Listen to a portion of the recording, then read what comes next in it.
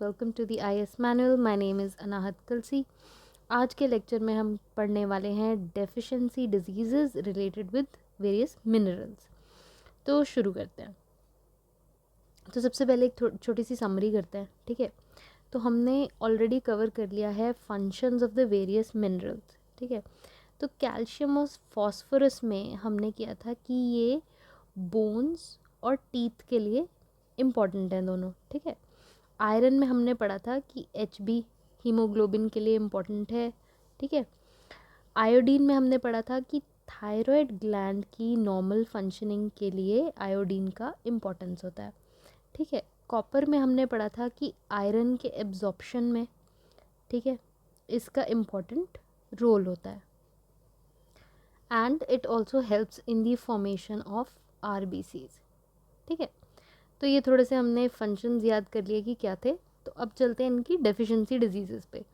तो कैल्शियम की कमी से ब्रिटल बोन्स या एक्सेसिव ब्लीडिंग कॉज हो सकती है। Also teeth health is impacted, ठीक है। अभी ये सब हम डेफिशिएंसी डिजीज़ेस डिटेल में भी देखेंगे क्या क्वेश्चंस पूछे गए हैं पहले इससे। एक बारी बस हम छोटी सी समरी कर रहे हैं। फॉस्फोरस से again poor teeth and bone development. Iron की कमी से हो जाता है एनीमिया, ठीक है। आयोडीन की कमी से गोइटर या एनलार्ज्ड थायराइड ग्लैंड जिसे कहते हैं, ठीक है। कॉपर की कमी से रिटार्डेड ग्रोथ, लो एपेटाइट होती है, ठीक है। अब इनकी डिटेल पे चलते हैं। तो आयोडीन डेफिशिएंसी, ठीक है, ये क्या क्या कॉज करती है? It causes goitre. ये तो आपका बहुत बारी पूछा गया क्वेश्चन है, ठीक है। ये तो इम्पोर्टेंट है, I should have star marked this, ठीक है। वैसे यहाँ पे लिखा हुआ है।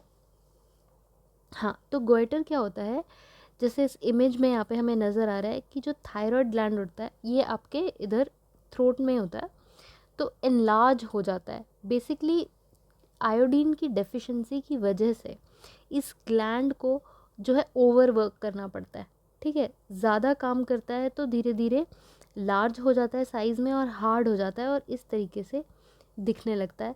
तो एनलार्जमेंट हो जाता है थायराइड ग्लैंड का, जिसे हम गोइटर कहते हैं, ठीक है।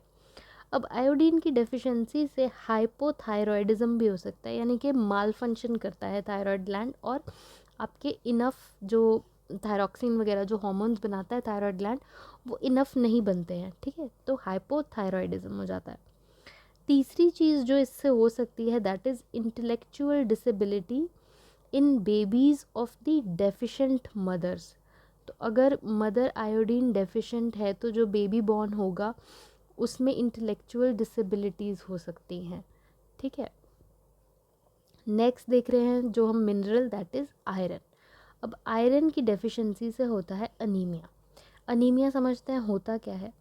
तो जब हमारी हमारी बॉडी में ब्लड में इनफ RBCs नहीं होते, ठीक है। RBCs का काम क्या होता है कि वो ऑक्सीजन कैरी करते हैं बॉडी के टिश्यूज़ तक, ठीक है। यहाँ लिखा भी हुआ है ऑक्सीजन कैरी करते हैं RBCs।